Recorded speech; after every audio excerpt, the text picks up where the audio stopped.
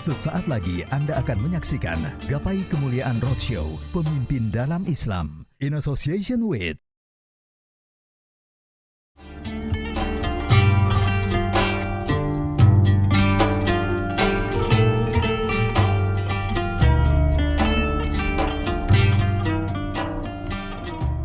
Assalamualaikum warahmatullahi wabarakatuh.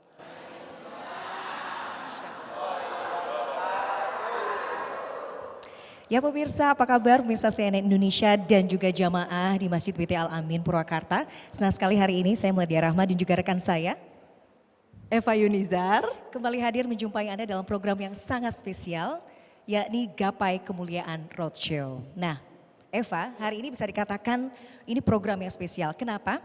Karena itu? Gapai Kemuliaan akhirnya keluar kandang. Masya Allah, Alhamdulillah ya. kita keluar kandang ya. Ini kemana nih kandang barunya nih Kita ya, langsung menjumpai para jamaah Majelis Taklim di Masjid BT Al-Amin Cikopo Purwakarta. Kita sapa dulu ya. Assalamualaikum Bapak Ibu. Sehat? Alhamdulillah. Tetap semangat ya, semangat. Mudah-mudahan Allah ridho dan mudahkan kita senantiasa dalam mencari ilmu. Amin ya rabbal alamin. Amin. Biar tambah semangat Bapak Ibu, saya mau ngetes dulu nih ya. Kira-kira energinya sudah top atau belum? Coba soalnya ya. situasinya juga lagi dingin ya. Lagi dingin betul di ya. Purwakarta habis turun hujan Mbak Eva. Betul. Kita butuh pemanas dulu, energinya kita cek ya. Bapak Ibu nanti sudah siap ya dengan jawabannya ya. Yuk gapai kemuliaan. Insya Allah. Sekali lagi, yuk gapai kemuliaan. Insya Allah, mudah-mudahan kita semua bisa menggapai kemuliaan ya. Kan main Eva. ya ibu-ibu bapak-bapak yang di Semangat. sini ya, semangat luar biasa. Betul. Eva, kira-kira apa yang akan kita bahas hari ini? Nah itu Apakah dia sangat nih, menarik dan Mila siapa ya. saja kemudian para asatis yang sudah Oke. hadir bersama kita? Nah Mila, seperti kita ketahui bersama ya, di penghujung tahun ini suasana dan suhu politik itu nggak kayak di suasana di hari ini nih, agak memanas gitu ya. Betul. Kenapa? Karena di tahun depan kita akan sama-sama menggelar satu gelaran besar nih, namanya apa? Pemilu serentak. Nah, kita sebagai umat muslim, kita perlu mengetahui bagaimana kita akan menimbang-nimbang memilih pemimpin yang sesuai dengan koridor Quran dan Sunnah. Betul sekali. Nah, karena itulah tema hari ini insya Allah kita akan membahas pemimpin di mata Islam. Betul. Baiklah, dan untuk membahasnya dan yang akan memberikan tausiah, kita akan sama-sama sapa ya Mila ya. Ada ayahanda kita, Ya. ada gurunda kita semua, ada Kiai Haji Haris Hakam. Assalamualaikum Kiai. Pak Kiai. Waalaikumsalam warahmatullahi wabarakatuh. Nah, baiklah, dan selanjutnya ada Kiai Haji Tata Sukayat. Assalamualaikum Kiai. Assalamualaikum, warahmatullahi Pak Kiai. wabarakatuh. Waalaikumsalam. Sehat-sehat nih ya semuanya ya. Alhamdulillah. Sehat walafiat. Akhirnya keluar kandang ya Pak Kiai Haris ya kita ya. Masya Allah. Ada suasana baru. Suasana baru. Baik, baiklah. Sebelum kita memulai diskusi kita ya atau tausiah kita, kami ingin mengucapkan sekali lagi terima kasih kepada Bakti Kominfo, kemudian Kazwa, BPKH, Main ID dan Al-Amin yang telah membantu terselenggaranya acara ini. Baiklah, saya akan ke Kiai Haris terlebih dahulu. Nah, Kiai Haris, kalau hidup bermasyarakat itu kan kita harus ada pemimpin ya Kiai ya. Nah, sebetulnya apa pentingnya sih seorang pemimpin itu dan hakikat pemimpin itu seperti apa Kiai? Ya baik, bismillah walhamdulillah wassalatu wassalamu ala rasulillah amma ba'du. Mbak Mila, Mbak Eva, Pak Kiai Tata Sukayat, hadirin hadirat yang berbahagia. Al-Quran itu sudah memberikan batasan, garis dan pedoman bagi kita. Ada 3 yang mesti kita taati. Atiullaha wa atiur rasul wa ulil amri minkum. Taatlah kalian kepada Allah, taatlah kepada Rasul Allah, dan taatlah kepada pemimpin. Ulil amri minkum itu memang di dalam tafsir 2 maknanya. Ada pemimpin keilmuan, berarti wajib taat, tunduk, mengikuti apa yang difatwakan oleh ulama. Yang kedua, ulil amri itu maknanya as-sultan. Betapapun bagaimanapun juga sebuah kepemimpinan harus ada. Bahkan pemimpin yang zalim jauh lebih bagus ketimbang dalam satu negara tidak ada pemimpinnya. Jangan salah menginterpretasikan ya. Pemimpin walaupun zalim masih bagus ketimbang chaos tidak ada kepemimpinan. Nah, oleh karena itu orang Islam wajib menundukkan kepalanya mematuhi kepada 3 komponen kehidupan bagi muslim itu tadi. Nah, kalau setiap hari kita sholat itu berarti 2 dimensi itu, taat kepada Allah, taat kepada Rasul. Tapi bisa jadi belum kita menundukkan. Kenapa? Yang memimpin kita dulu kita nggak memilihnya umpamanya gitu. Itu sebagian dari sebuah hak ya bagi kita di alam demokrasi untuk sepakat dan tidak sepakat. Tetapi sebenarnya dalam hukum Islam itu tadi sudah jelas. Taatlah, kalau dia sudah jadi pemimpin, kita memilih atau kita tidak memilih, maka kita mesti menundukkan kepalanya. Ya, walau amar abdun, meskipun memerintahkan seorang budak sahaya. Kalau dia sudah menjadi pimpinan, maka kita wajib tunduk kepada dia. Hanya saja barangkali nanti kriterianya yang mesti kita pedomani, kita pilih ya. Saya kira itu. Oke, baik. Betul, soal kriteria ini kan penting ya Kiai Tata ya. Jadi kita nggak boleh asal pilih pemimpin juga dong Pak Kiai. Apalagi mungkin sekarang ya suasana sudah memanas, pilihan-pilihan sudah terpampang di depan mata. Nah, cara kita sebagai umat muslim untuk memilih pemimpin yang betul-betul baik, kriterianya apa yang sudah kemudian dijadikan acuan dalam Islam? Silakan Kiai Tata. Assalamualaikum warahmatullahi wabarakatuh. Yang sama-sama kita muliakan guru kita Kiai Haji Haris Hakam, Mbak Eva, Mbak Mila, ibu-ibu sekalian, bapak-bapak, juga pemirsa Gapai Kemuliaan yang berbahagia. Pertanyaan penting yang mesti kita renungkan bersama. Kalau memilih pemimpin itu begitu wajib kata Kiai Haris Hakam, lalu pemimpin seperti apa yang hendak kita pilih? Al-Quran memberikan isyarat sekaligus syarat. Pemimpin yang kita pilih itu dengan 4 kualifikasi minimalnya. Yang pertama, ulul ilmi. Dipastikan pemimpin itu adalah orang yang berilmu. Karena mawusida amru ala ghairi ahli fantadri sa'ah. Sesuatu yang diberikan bukan kepada orang yang kompeten di bidangnya, maka tunggulah saat kehancurannya. Yang kedua, ulul albab. Pilih calon pemimpin yang memiliki keseimbangan antara akal dan kolbu, fikir dan zikir, iman dan ilmu, sehingga dia akan berorientasi membahagiakan masyarakat yang dipimpinnya secara lahir dan batin, mental dan spiritualnya. Yang ketiga, pilih pemimpin selain ulul ilmi, ulul albab, ulul absor, yang memiliki ketajaman mata batin. Dia tidak hanya melihat dengan mata kepalanya sendiri, tetapi mampu melihat segala persoalan dan masyarakat yang dipimpinnya dengan mata batin. Sehingga yang tidak terucap oleh masyarakatnya sekalipun sudah terekam oleh batin seorang pemimpin. Maka pemimpin seperti itu bukan hanya membahagiakan lahir masyarakat yang dipimpinnya, tapi dia pun akan membahagiakan batin masyarakat yang dipimpinnya. Ini tanda keberkahan suatu negara. Kalau pemimpin mencintai rakyatnya dan rakyat mencintai pemimpinnya, itu tanda kebahagiaan yang sejati pada suatu negara. Yang keempat, pemimpin yang kita pilih punya kualifikasi ulin nuha. Dia mampu menjadikan pengalamannya sebagai guru dalam hidup dan kehidupannya, sehingga dia tidak miskin dengan pengetahuan, tidak miskin dengan ide dan gagasan, karena dia punya segudang pengalaman. Dari pengalaman-pengalaman itulah dia akan mampu menyelesaikan segala masalah yang tidak terpikirkan oleh rakyat yang dipimpinnya, tetapi dia mampu memikirkan apa yang tidak dipikirkan oleh orang lain. Itulah diantara tanda. Sedangkan tanda-tanda yang lain, isyarat Al-Quran menyebutnya qawiyul amin. Pemimpin itu mesti kuat dan amanat. Kuat, dia punya legitimasi yang kuat karena dipilih oleh masyarakat sebagian besar. Dan juga bastotal fil ilmi, fisiknya kuat dan ilmunya hebat.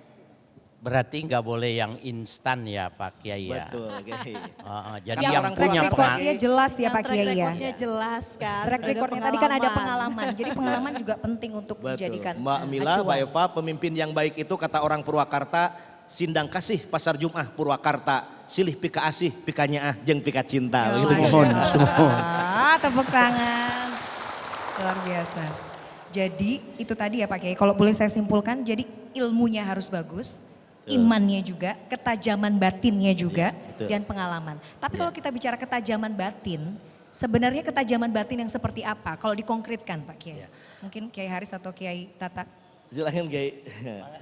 Al ilmu nurun wa nurullah la yuhdalil asi. Ilmu Allah itu bagikan cahaya, Cahaya. dan cahaya Allah tidak akan tembus kepada pelaku maksiat. Pemimpin yang minim maksiatnya, dia akan mendapatkan pancaran sinar cahaya Allah Subhanahu wa taala.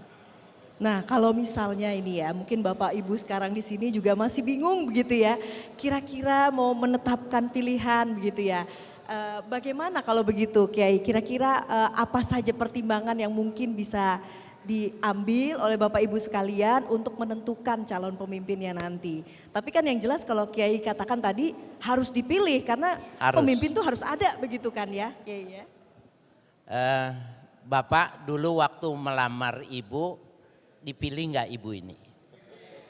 Ibu waktu nerima bapak, dipikir-pikir nggak? Alhamdulillah. Kecuali yang di belakang dijodohin. Gitu ya. Orang mau nikah itu berarti dia mau memilih pemimpin.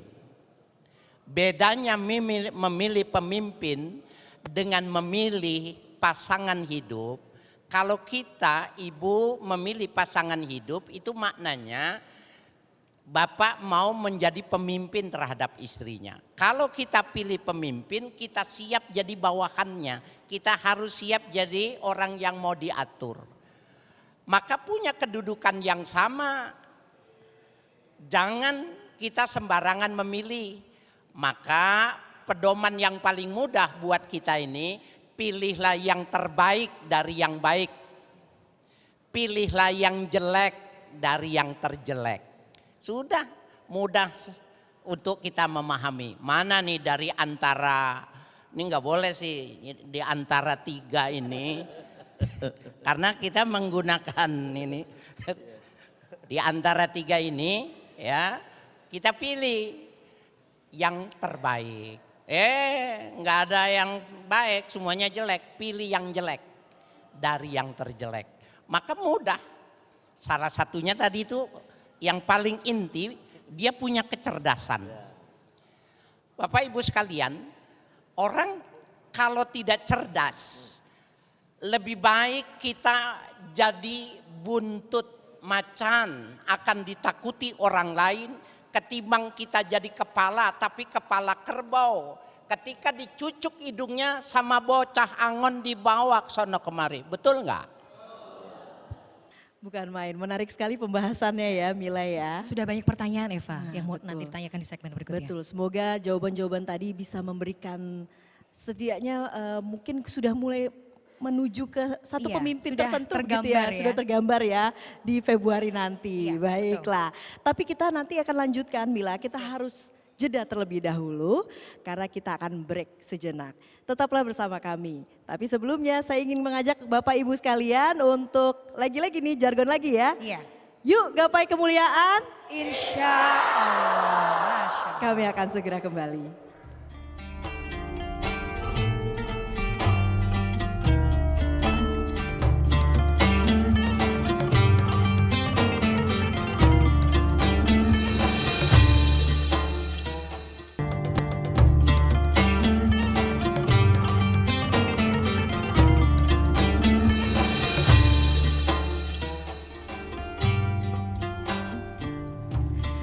Terima kasih Anda masih bersama kami pemirsa dalam Gapai Kemuliaan Roadshow. Dan untuk sesi kedua ini ya Mila, kita akan buka sesi tanya jawab bersama jamaah Masjid BT Al Amin. Betul, kayaknya sudah pada nggak sabar Eva ini untuk mengajukan pertanyaan kepada para kiai.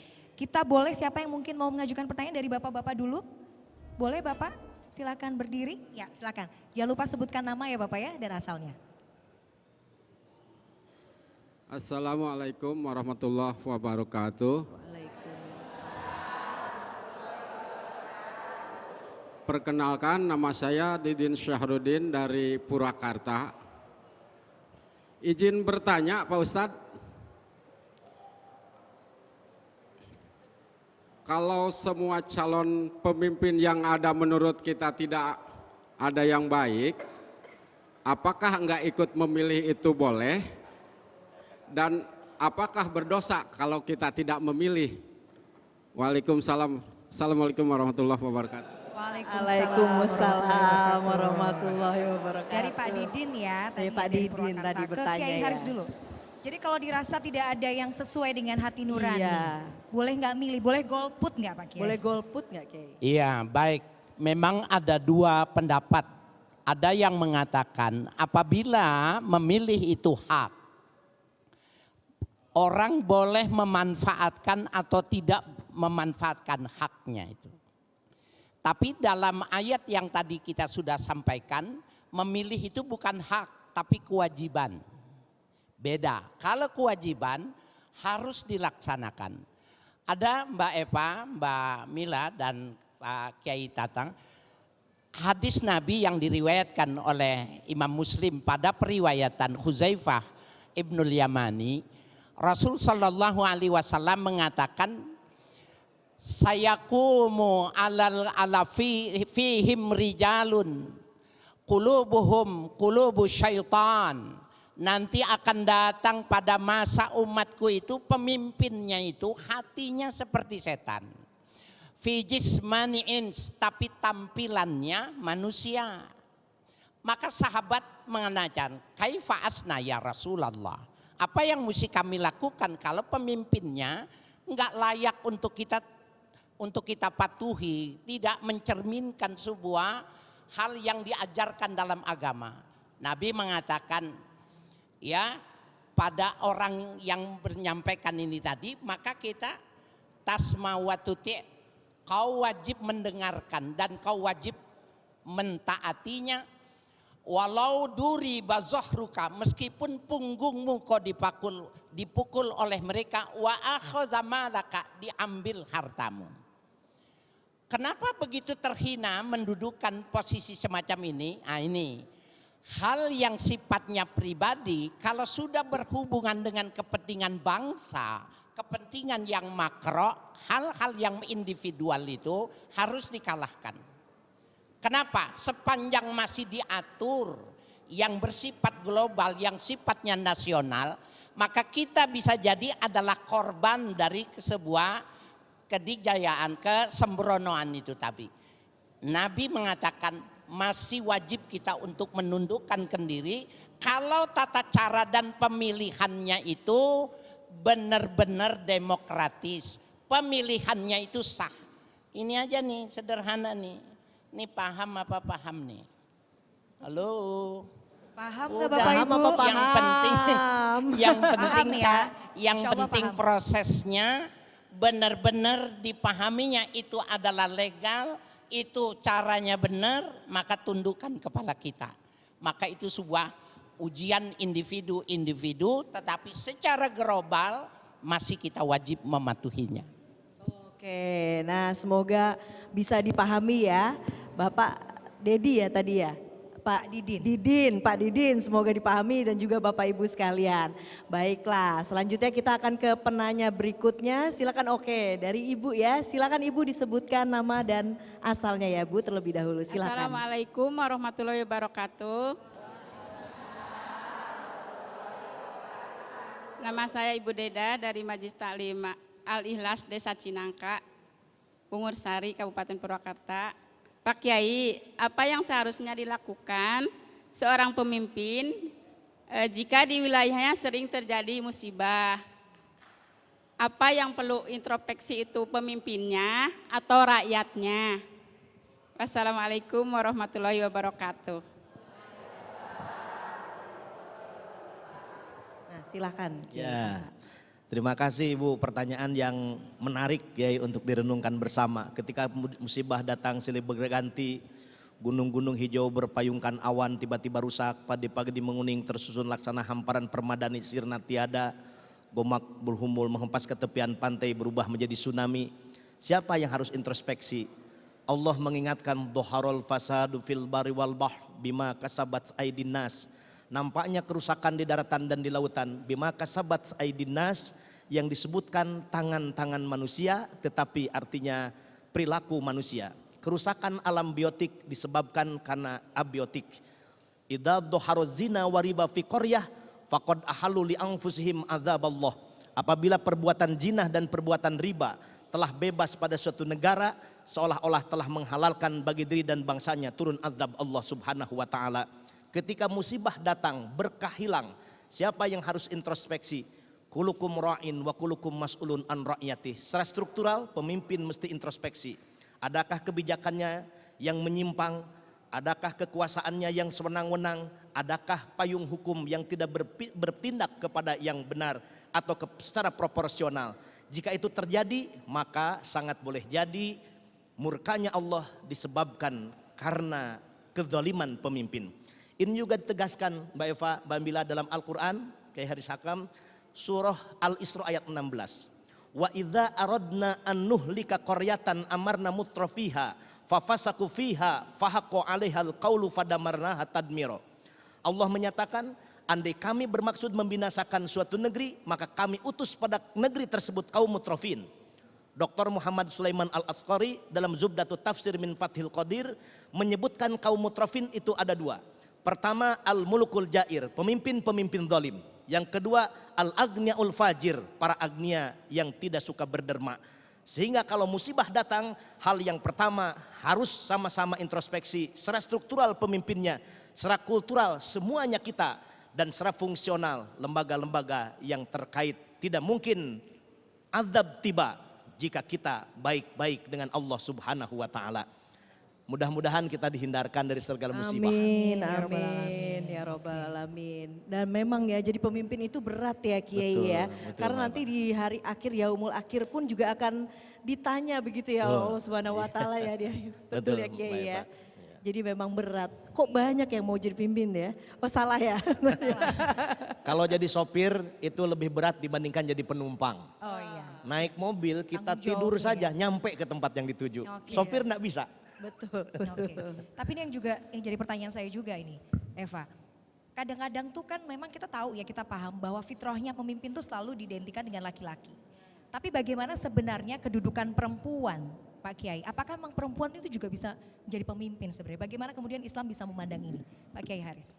Tafadhol. Baik, di dalam Al-Quran secara tegas dikatakan bahwa wa faddala ba'duhum ala ba'din, dan dilebihkan sebagian ciptaan Allah itu melebihi dari sebagian yang lainnya. Ada orang-orang yang anti gender, maka mereka mengatakan bahwa sebenarnya ini menunjukkan bahwa ya prioritas dan prioritas yang ada pada laki-laki itu di atas perempuan. Sehingga masalah gender ini jadi masalah ketika wanita dianggap second man, orang kedua setelah laki-laki. Padahal kalau kita lihat ayatnya itu tidak ada menjelaskan tentang bahwa laki-laki lebih tinggi daripada wanita, tidak ada. Ayat yang mengatakan ar-rijalu qawwamuna 'alan nisa. Laki-laki itu adalah pemimpin bagi para wanita. Itu karena secara khalqiyah penciptaan laki-laki rasional, penciptaan wanita itu lebih banyak dengan perasaan. Maka kalau dia dipadukan menjadi sebuah kekuatan yang utuh, yang peran laki dan perempuan itu sama. Dalam ayat yang umum dikatakan subhanalladzi khalaqa kulla syai'in azwaj. Azwaj itu berpasangan. Saya disebut laki karena ada perempuan. Kita disebut siang karena ada malam. Kita disebut di bawah karena ada atas. Nah, apakah gender ini juga menentukan bagian dari kata azwaj? Nah, Bapak Ibu, para pemirsa dimanapun Anda berada, Laki sama perempuan azwaj itu maknanya seperti dua kaki ini. Ada kanan, ada kiri. Mau kemana perginya? Sampai. Syaratnya apa? Bila kaki kanan di depan, kaki kiri di belakang. Bila kaki kiri di depan, kaki kanan harus di belakang. Kemanapun sampai. Bukankah orang Indonesia ada yang berangkat 18 bulan pergi haji? Sampai. Kenapa? Karena dia berjalan. Tapi ketika dipahami bahwa gender itu dipahami adalah pengertian kebersamaan, maka ketika yang kanan mau di depan, kiri mau di depan, maka dia seperti pocong, lompat. Bisa jauh nggak? Nggak seberapa jauh, energinya habis. Nah, oleh karena itu peran laki dengan perempuan azwaj dalam konsep ini, maka dia sejajar, sederajat, tetapi secara fungsional punya peran masing-masing. Oke, karena ada jargon ya Kiai ya. Di balik laki-laki yang kuat itu ada perempuan yang kuat juga gitu ya Kiai ya. Menarik sekali ya. Yang juga menjadi pertanyaan ya Pak Kiai, dalam kondisi sekarang ini kan memang iya itu tadi ya, bahwa tidak hanya pemimpin dalam artian pemimpin sebuah pemerintahan, negara gitu. Tapi sebenarnya diri kita juga menjadi pemimpin kita menjadi pemimpin atas diri kita sendiri. Dan itu juga dimintai pertanggungjawabannya ya Pak Kiai Tata ya? Ya Mbak Mila, memang kita kadang-kadang menyebut pemimpin tuh Kiai ke mereka yang memimpin secara formal atau formal leader. Padahal ada informal leader, termasuk kita ini pemimpin. Ibu-ibu ini pemimpin, kemudian saya pemimpin, Kiai Haris Hakam juga pemimpin. Masing-masing kita pemimpin sampai pada tingkat individu kita ini masing-masing, kita ini pemimpin. Siapa pemimpin kita? Ada hati. Hati kita itu adalah pemimpin yang memimpin mata, memimpin telinga, memimpin mulut, memimpin tangan dan kaki. Andai tidak berfungsi, hati kita yang dipimpin oleh tangan kita, mungkin tangan kita menjadi tangan-tangan jahil. Kalau bibir kita memimpin hati kita, mungkin bibir ini bibir yang sering melukai perasaan orang lain. Wa qad yurjalid jarhi sayfi bur'un wala bur'ul lima jaruh lisanun. Kalau lisan lukai tubuh, kalau pedang lukai tubuh masih ada harapan sembuh. Tapi kalau lisan lukai hati, kemana obat hendak dicari. Betapa orang sakit hati itu bukan karena ditempeleng atau ditampar, tapi ketika kata-kata kita nempel di hatinya yang tak terhapus sepanjang masa. Ini harus kita fungsikan hati sebagai pemimpin agar mampu mengendalikan nafsu yang ada di mulut kita, di tangan kita, di mata kita, di kaki kita dan seluruh gerak kita. Dan itu akan ditanya dari amanah kepemimpinan. Pantas Mbak Mila, Mbak Eva, kalau kita melepas anak sekolah, apa yang kita sampaikan? Kita usap kepalanya, hati-hati nak di jalan. Kalau kesandung batu kan kakinya, nggak pernah kita ngomong kaki-kaki di jalan, hati-hati di jalan. Atau kita sering berpesan titi DJ, hati-hati di jalan. Kesandung batu kan kakinya Mbak Eva, tapi nggak pernah kita ngomong kaki-kaki di jalan ya. Hatinya yang disebut, karena ini komandannya. Oke, baiklah. Menarik Jadi sekali ya. itulah ya, memimpin tuh harus dengan hati begitu ya. Menarik sekali. Baiklah, kita akan lanjutkan ya Mila ya, tapi kita harus break lagi. Jangan lupa ya Bapak Ibu sekalian, kalau saya sudah bilang kode-kodenya tolong disambut. Oke lah, kita akan segera kembali. Yuk gapai kemuliaan. Insya Allah. Tetap bersama kami.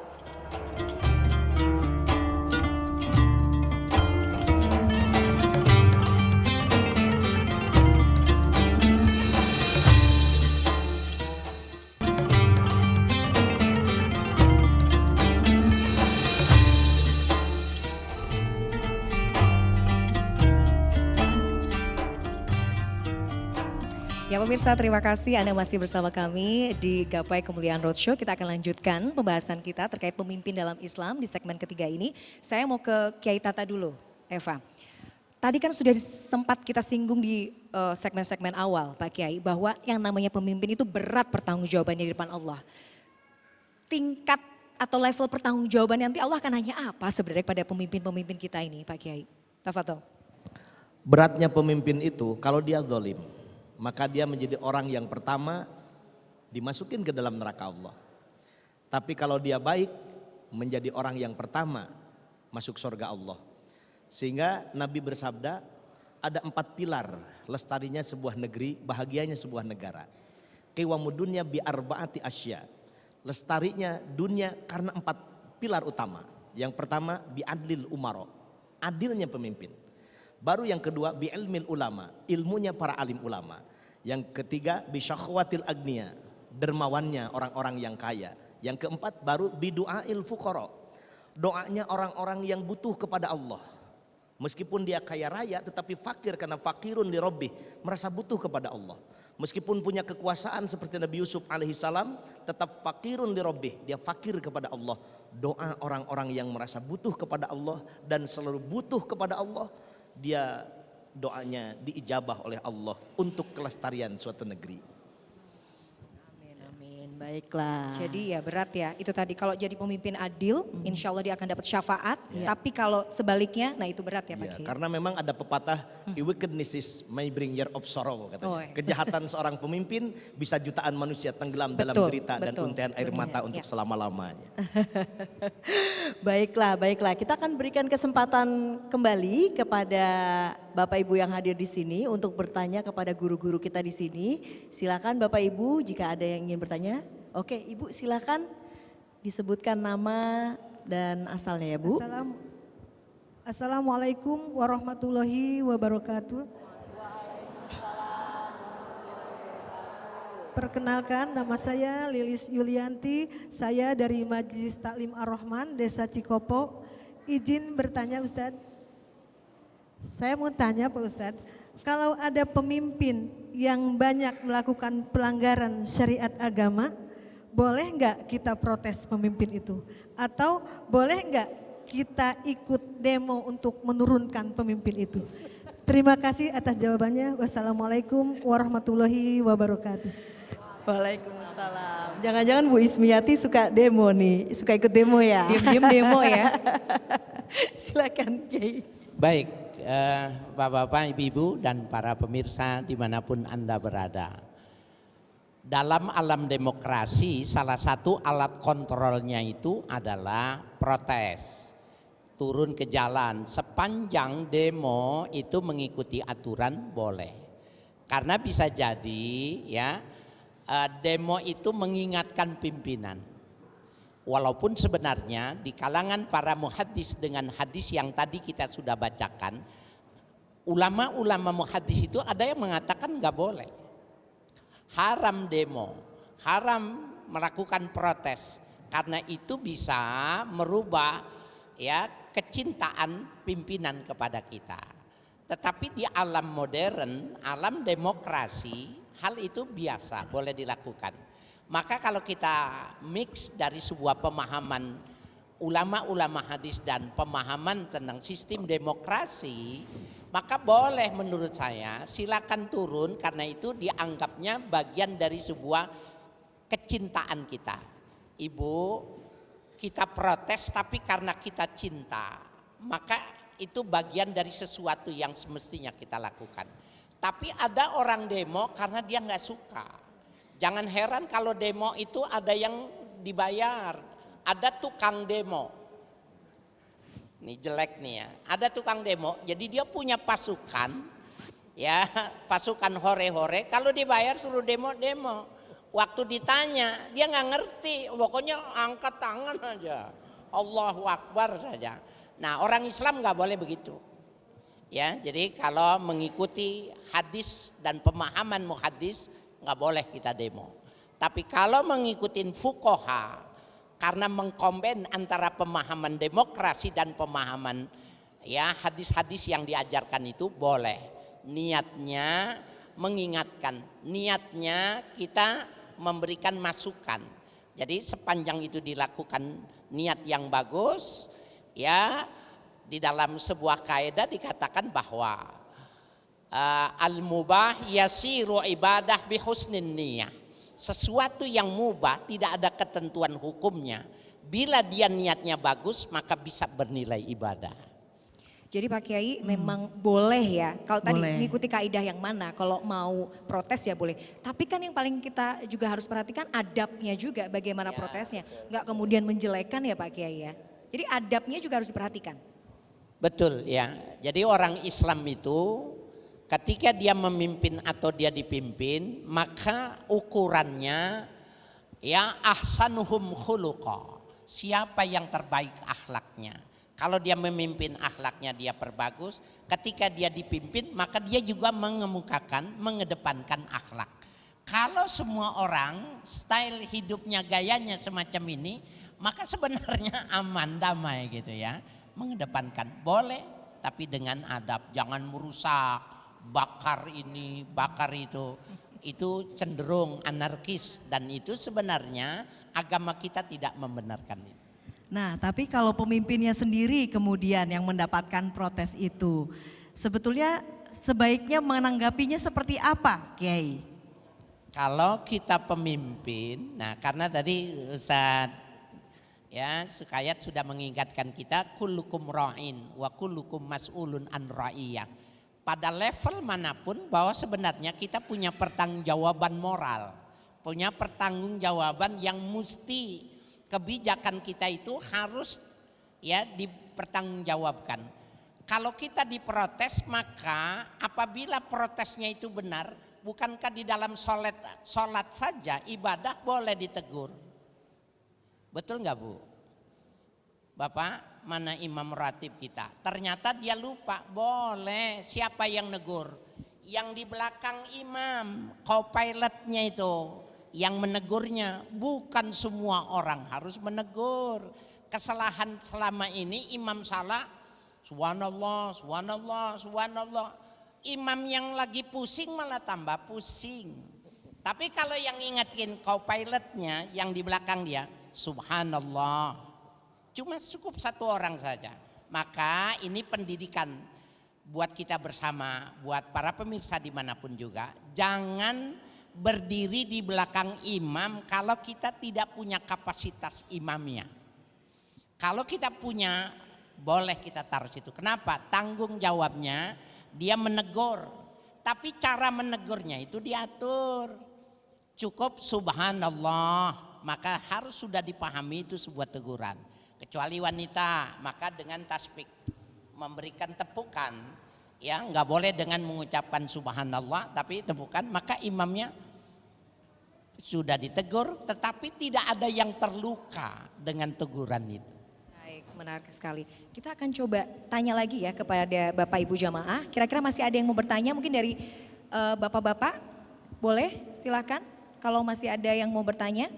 Mungkin tadi udah dari Ibu, sekarang Bapak-bapak. silakan Bapak-bapak. Bapak-bapak Boleh. pemimpin pastinya ya. Mumpung, karena iya lelaki itu kan juga identik dengan pemimpin ya. Betul. Dalam rumah tangga juga gitu. Mungkin ada yang mau, kalau ada yang mau bertanya silakan Oke. mengangkat tangan. Sambil menunggu, Eva, saya juga mau tanya sih sebenarnya sama Pak Kiai Tata. Kan maksudnya dalam sejarah Islam, kita tuh punya banyak sekali contoh pemimpin yang Masya Allah gitu. Yang kita bisa teladani. Yang ada di benak Kiai Tata sebenarnya, siapa yang selain baginda Rasulullah ya?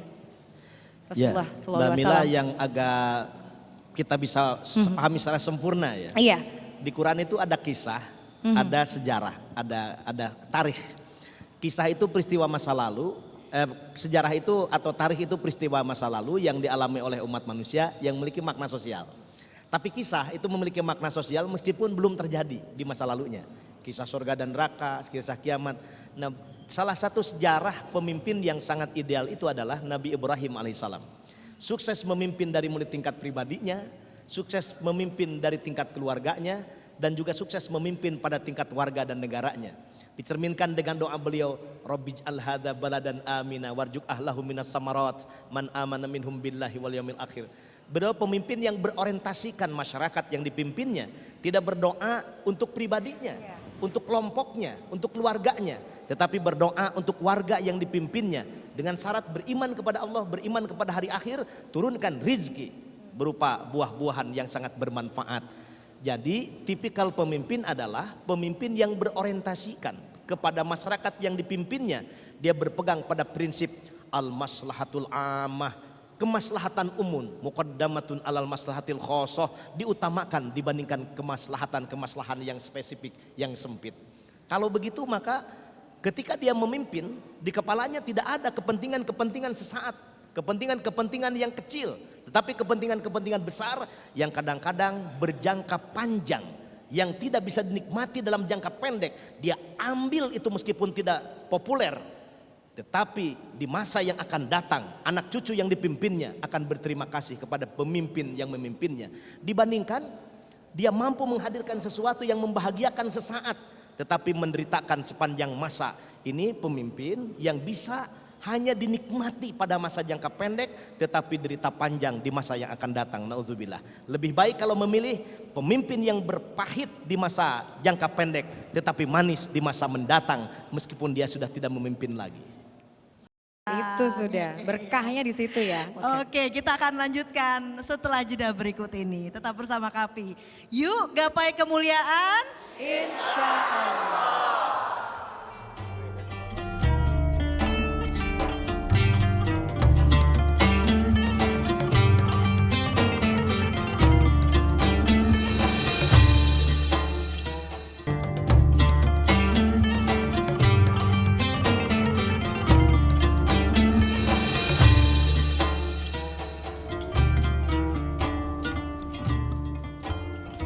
Ya, terima kasih Anda masih bersama kami dalam Gapai Kemuliaan Roadshow. Nah, jadi pemimpin itu ternyata berat.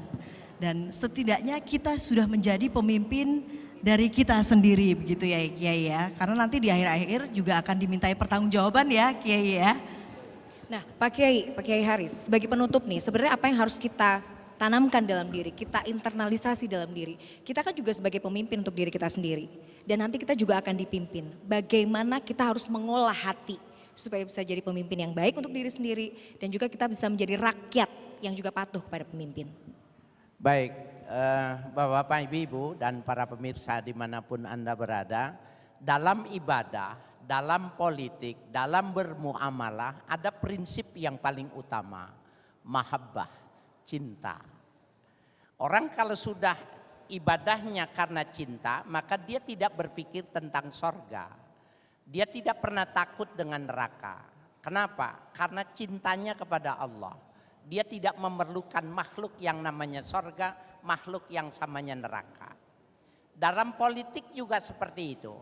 Di dalam hadis sahih yang ditakhrij oleh Imam Muslim, Rasul Shallallahu Alaihi Wasallam, beliau mengatakan, khiyaru a'immatikum alladzina tuhibbunahum wa yuhibbunakum. Pemimpin yang terbaik untuk kalian itu yang kalian senang mendoakan beliau-beliau itu dan beliau mendoakan kita semua. Wasiraru a'immatikum alladzina tubghidunahum. Pemimpin yang jelek itu kalian gak suka, kalian murka kepada dia dan mereka pun tidak suka dengan kita. Nah, oleh karena itu Bapak, Ibu sekalian dan para pemirsa, kita harus menaikkan level ibadah kita. Pandangan politik kita harus dinaikkan, bukan cuma kepentingan 5 tahunan, bukan cuma kepentingan warna yang kita pilih, golongan, partai yang kita pilih. Bahwa memilih adalah memilih untuk kebersamaan, untuk umat bersama. Lihat jejak digital mereka itu nggak bisa dihapus.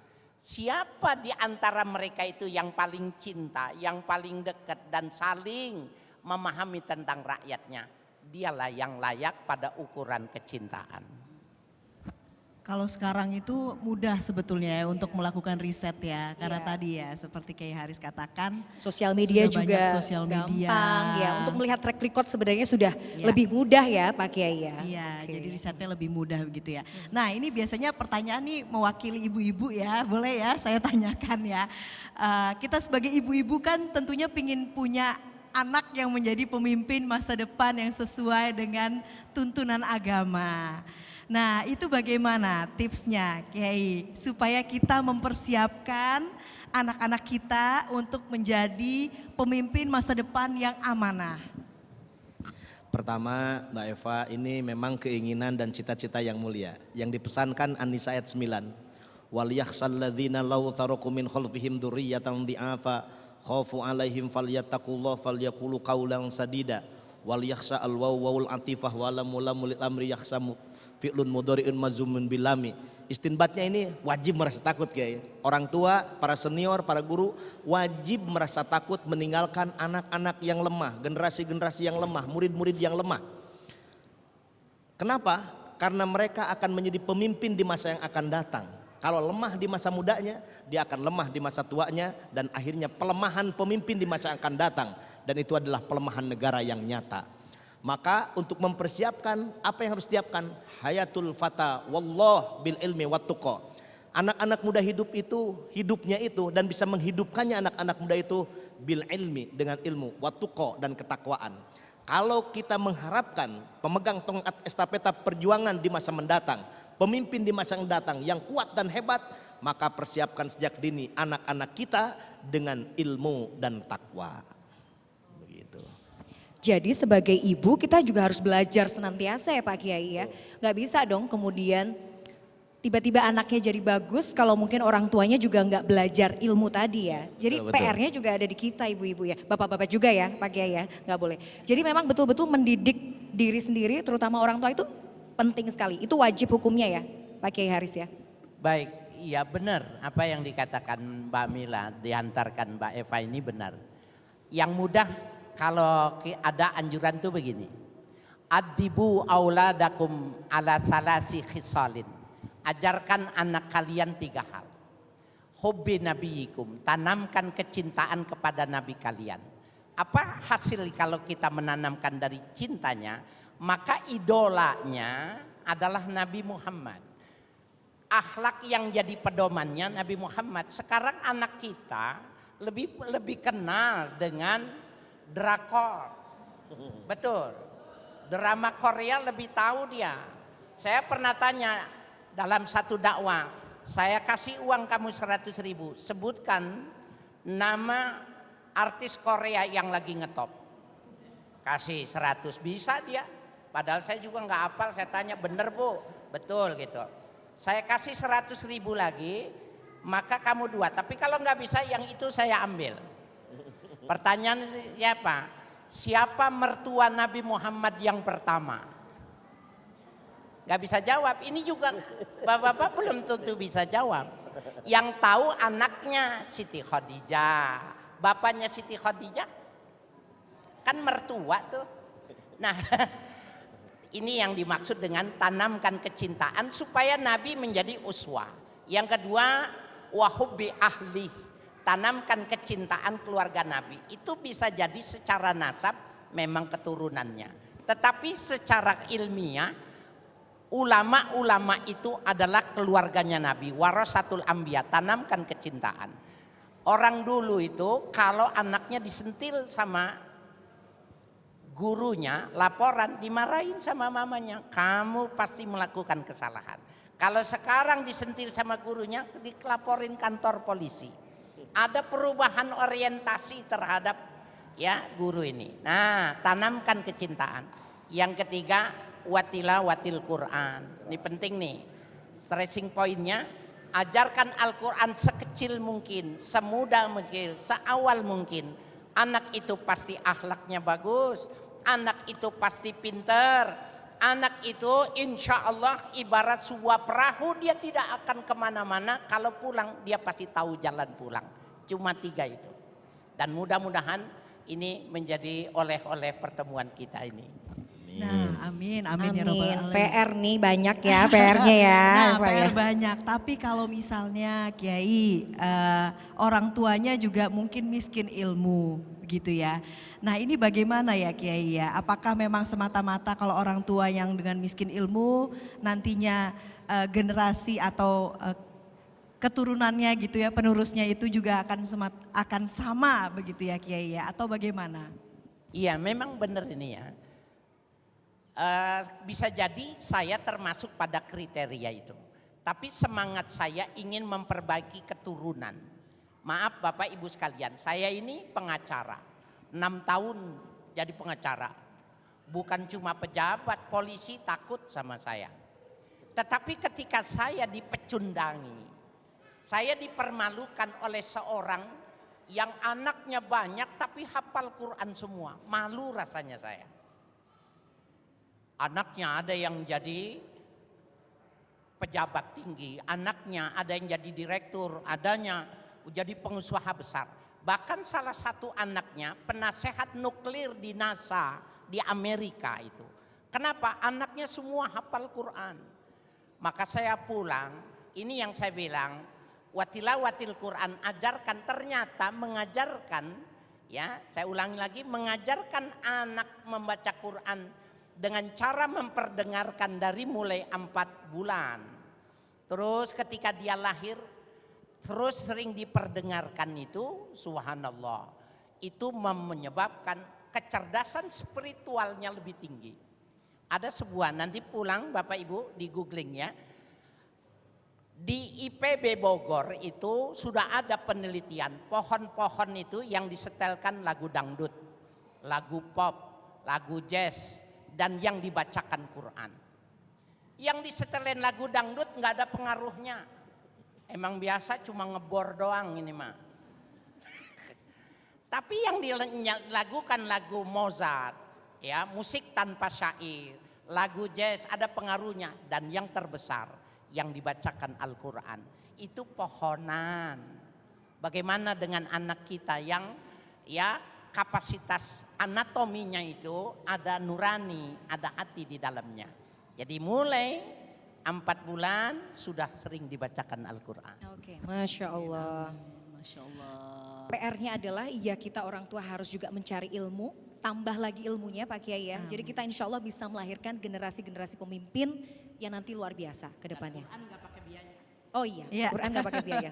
Nyentil ya biar kita juga belajar ya, ngapalin Quran ya Pak Kiai ya. Masya Allah. Jadi kalau kita boleh merangkum ya tadi Pak Kiai ya. Jadi intinya memilih dan memilah pemimpin itu penting.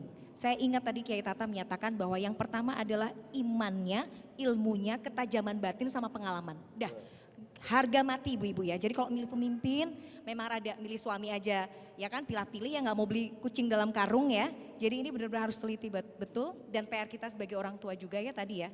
Jadi ilmunya juga, memberikan teladan juga, dan tilawah Quran ya Pak Kiai. Masya Allah luar biasa. Masya Allah, Eva. luar biasa. Bukan main ya, tidak terasa kita sudah sampai di penghujung Iya, acara nggak kerasa Gapai banget. Kemuliaan Roadshow. Rasanya masih pingin terus nih. Pengennya jelas lanjut sebenarnya tuh. Mudah-mudahan lanjut ya. Amin. Baiklah, terima kasih kepada para kiai yang sudah hadir di sini, sudah berbagi ilmu kepada kita semua. Semoga ini akan menjadi wasilah bagi kita semua untuk menjadi hamba Allah yang lebih bertakwa. Amin, amin ya robbal alamin.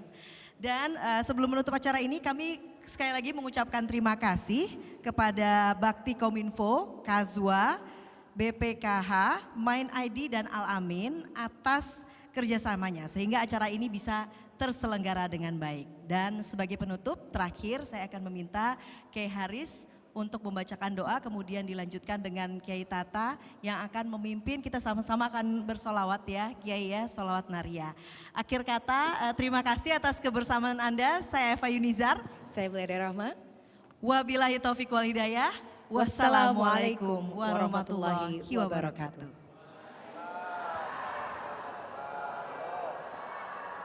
Baik, mari kita tengadahkan tangan, kita tundukkan kepala dan hati kita bermunajat, memohon. Bismillahirrahmanirrahim. Alhamdulillahirabbil alamin. Hamdan yuafi ni'amahu wa yukafi mazidah. Allahumma salli wa sallim wa barik ala nabina Muhammadin wa alihi wa sahbihi ajma'in. Allahumma ja'alna minal ladzina yastami'unal qawla fayattabi'una ahsanah. Ya Allah, jadikanlah kami orang-orang yang pandai mendengar kebaikan dan mampu melaksanakannya. Allahumma inna nas'aluka ilman nafi'a. Ya Allah, berikan kepada kami ilmu yang bermanfaat. Wa rizqan halalan thayyiban mubarakan fi. Berikan kepada kami rizki yang banyak, halal penuh berkah. Allahumma inna na'udzubika min ilmin la yanfa. Ya Allah, aku berlindung dari ilmu yang tidak bermanfaat. Wa min nafsil la tashba. Kami berlindung dari jiwa yang tidak pernah kenyang. Wa min ainil la tadma. Kami berlindung dari mata yang tidak bisa menangis. Wa na'udzubika min haula'il arba. Kami berlindung dari 4 hal tersebut ya Allah. Rabbana taqabbal minna innaka antas samiul alim. wa tub 'alaina innaka antat tawwabur rahim. Wa sallallahu ala nabiyyina Muhammadin wa alihi washabihi ajmain. Walhamdulillahi rabbil alamin. Amin. Amin. Mari Ibu Bapak sekalian kita sama-sama mengiringi majlis ini dengan sholawat nariyah. Allahumma sholli sholatan kamilatan wa sallim salaman taman ala sayyidina Muhammadin alladhi tanhalu bihil qurabu al-fariju bihil qabu bihil hawaiju wa tunalu bihil wa husnul khatimi mustasqa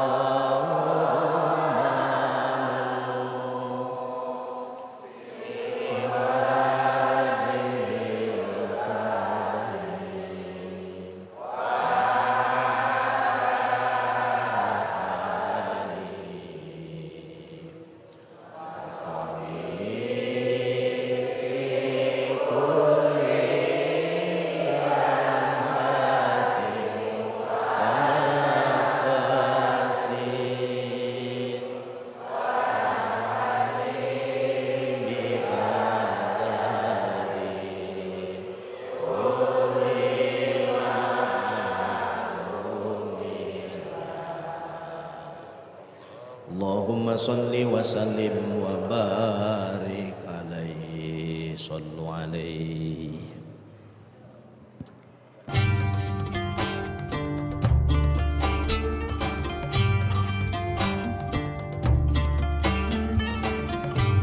Terima kasih Anda baru saja menyaksikan Gapai Kemuliaan Roadshow, Pemimpin Dalam Islam, in association with